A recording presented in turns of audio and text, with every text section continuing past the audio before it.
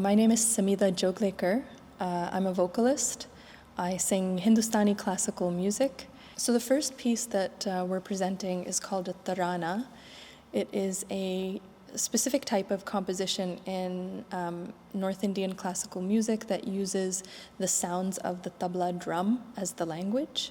And this particular Tarana is composed by Ravi Shankar, and it's in Rag Kirwani.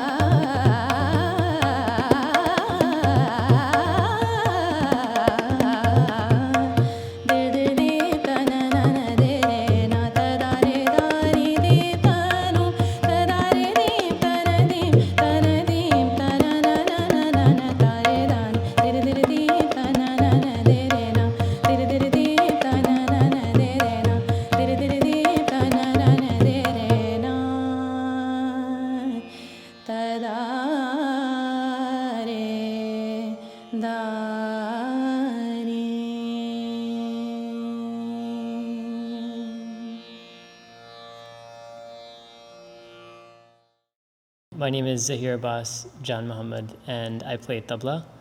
And I was accompanying Samidha in the first piece in a rhythmic cycle called Ek Tal, which is a 12-beat cycle. The second piece is, it's called a dadra. It's a form, it's a type of composition in Indian music. It's not purely classical, so one of the features of it is that it's not as tied to the musical scale or the raga. You're allowed to sort of go outside of it musically, but it's quite a well-known melody and a well-known song in India, quite popular.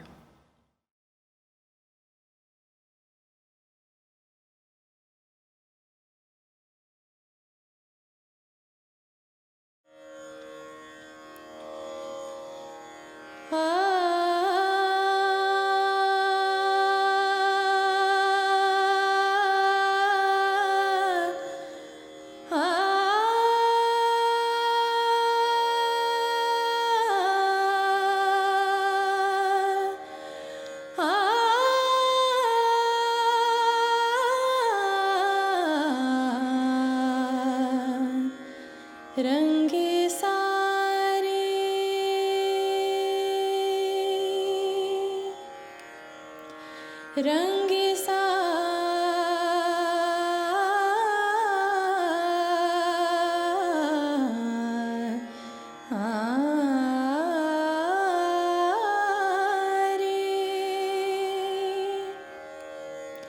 Rangi sari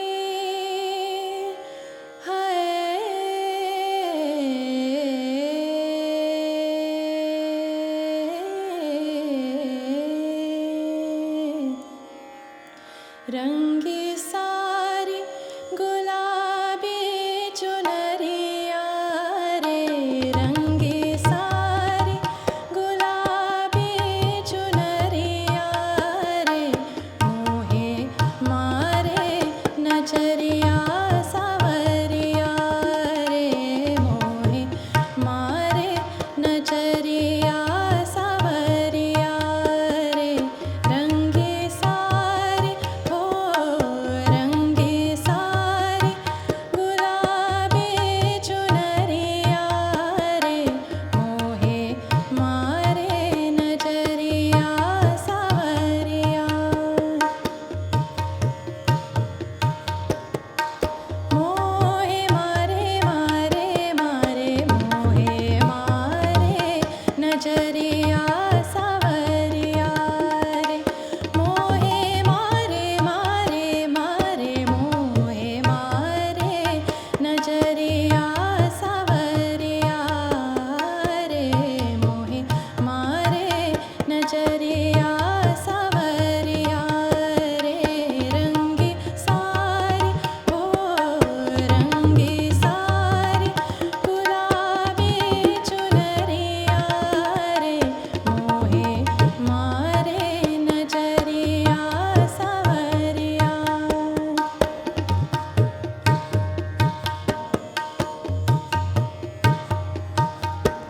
Rangi sari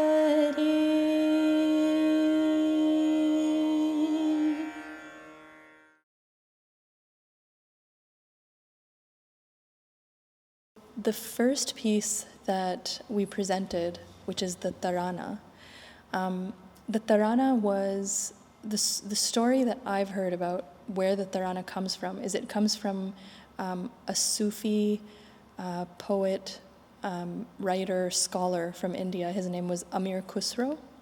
And there's a story about Amir Khusro that he was singing with some other artists in India, and they were all singing in Sanskrit.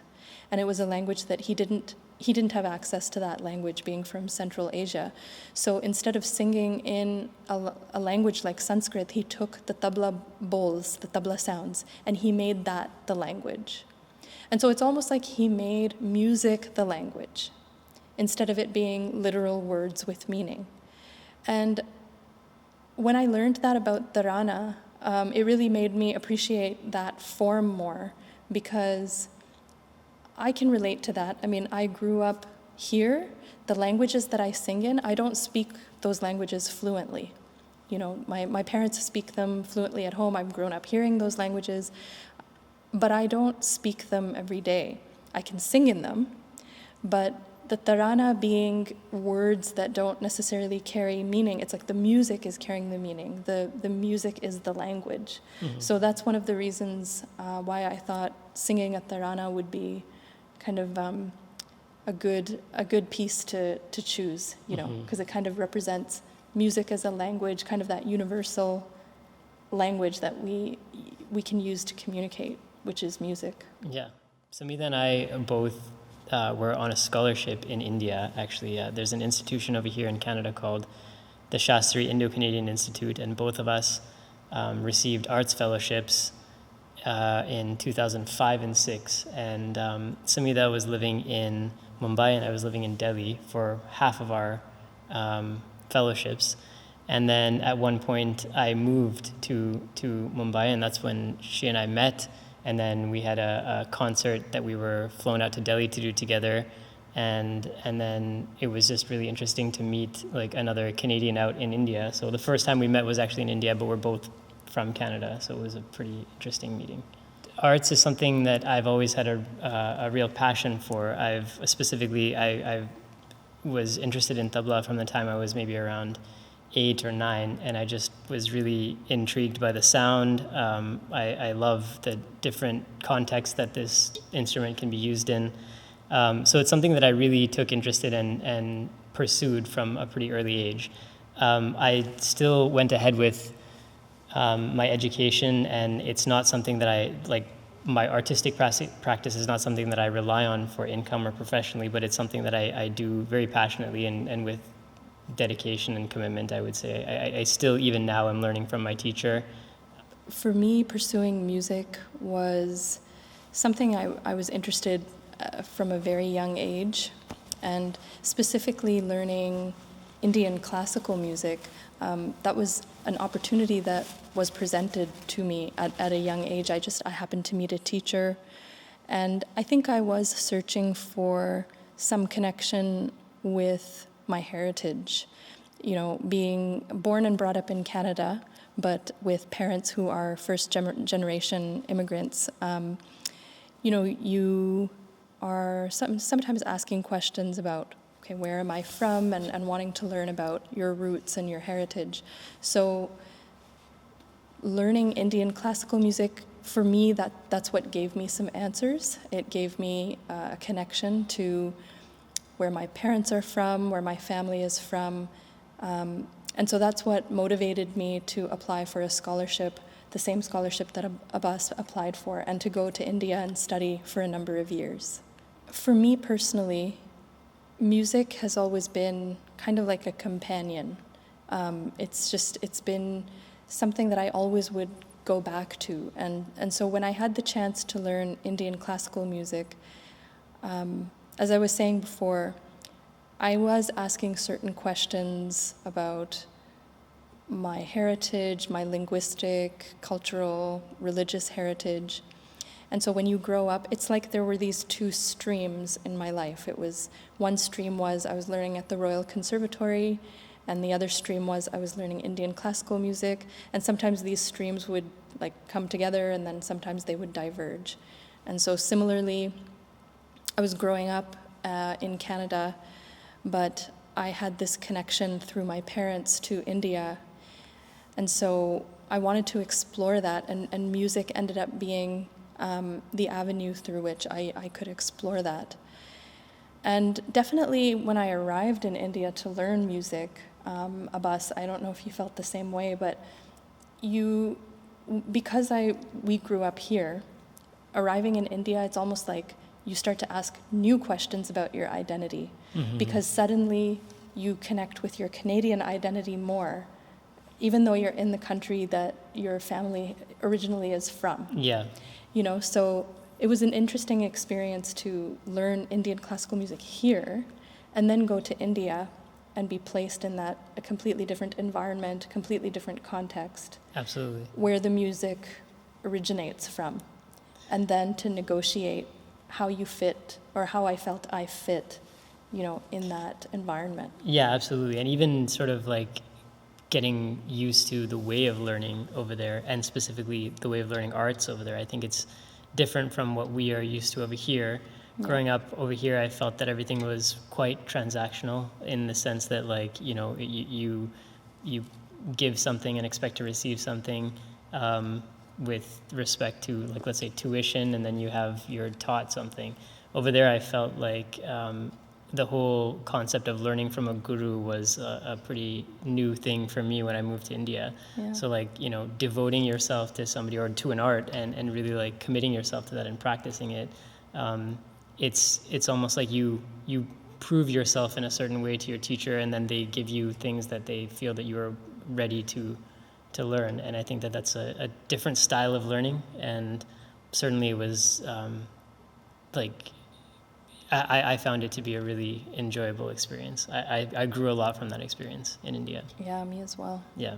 I think because I'm born and raised in Canada, and I've had exposure to different things, having grown up in this environment, different cultures, different ethnicities, different religions. Indian classical music is a tradition, a very deep tradition. And like Abbas was saying, when I went to India and learned from my teachers there, I suddenly realized how deep this tradition is, and how it's a lifetime of study, and my teachers in India, my gurus, they really opened my eyes to the fact that this music is not just, to them, it wasn't something you just sit and practice for a few hours, or a technical challenge. For me, because I was learning it here in Canada, it was technically very challenging, and I found that very interesting. When I went to India, it was more of an eye-opening experience, in the sense that this was their entire life, and this was a way of life. This music was a way of life. And the tradition, I'm sure Abbas can relate to this, the Indian classical tradition, there's certain expectations, there's certain rules. In order to respect the tradition, you have to follow, those rules. But to answer your question, I think having grown up here and then having studied this music, I don't always feel bound by those traditions. So I feel that I can sometimes step outside of them. It's kind of like those two streams, sometimes they come together and then sometimes they go apart, but that's okay. I feel more comfortable with that. But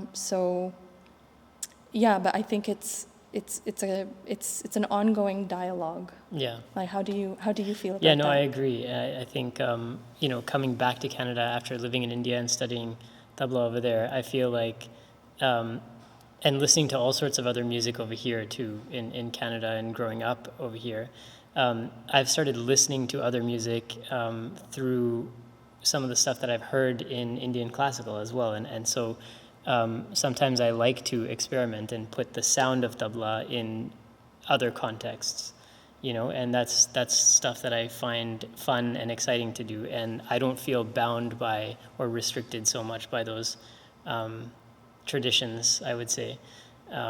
So it's really nice to be able to do that, because I hear this less as a classical instrument, and I'm not thinking specifically in terms of fixed compositions. I'm listening to this as a sound and an instrument, and just trying to use it in different contexts. And I think that being back here, and especially in this city, I mean, in Canada in general, but I think in this city where there's so many opportunities to work with musicians from all sorts of different backgrounds, it's really nice to have the ability to put this instrument in different contexts and experiment with that. Yeah. And still have respect for the tradition. Yeah, like, absolutely. I think we definitely learned to respect the tradition, but then we can go beyond it. Like, yeah, exactly. Yeah. Yeah, like preserve the integrity of it, but still Exactly. continue to let it sort of evolve and grow. That's right. Yeah, for sure. We've taken the art that we've had the opportunity to learn, and we're expressing it.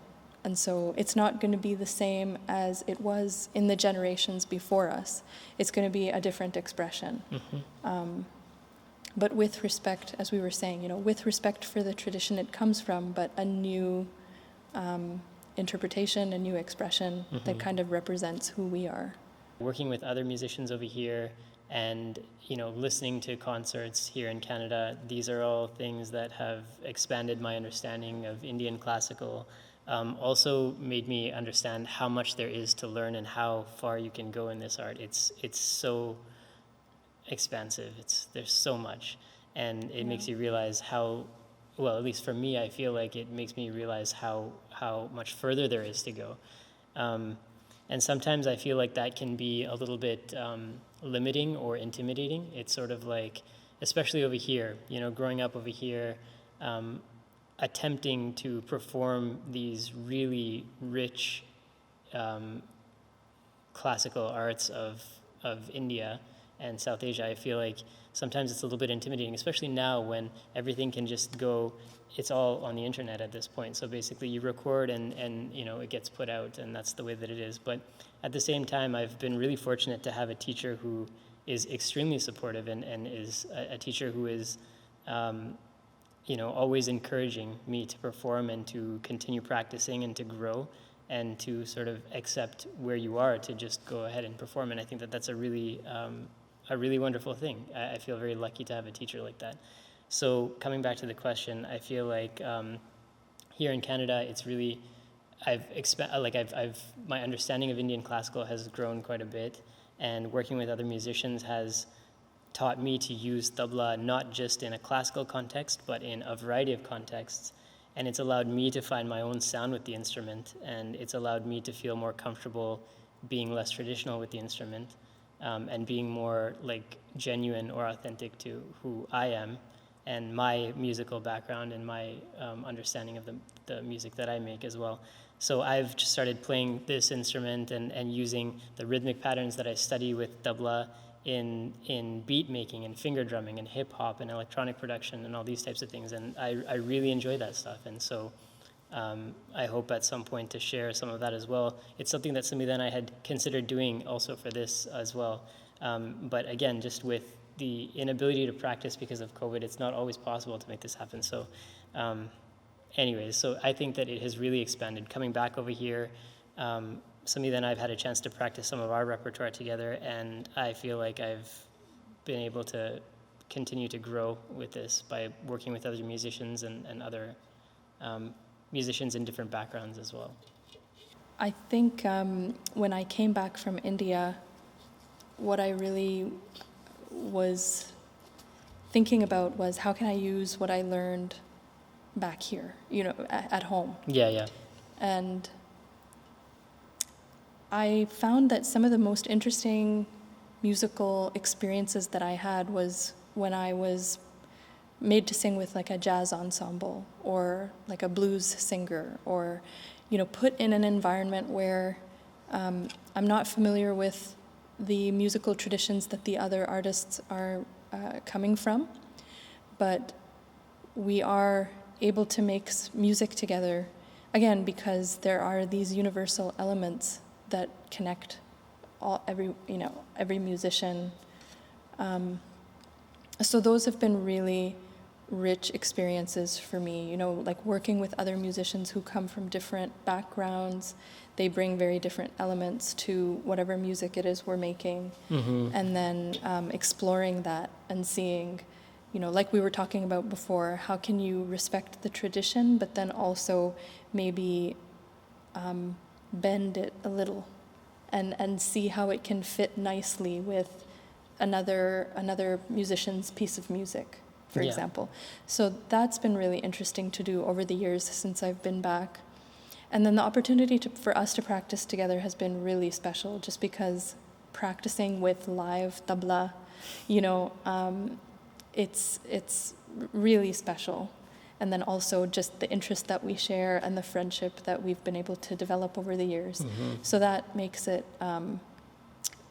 something that I really hold dear, being able to get together and practice and continue to develop, the art form that we both are so interested in. Totally.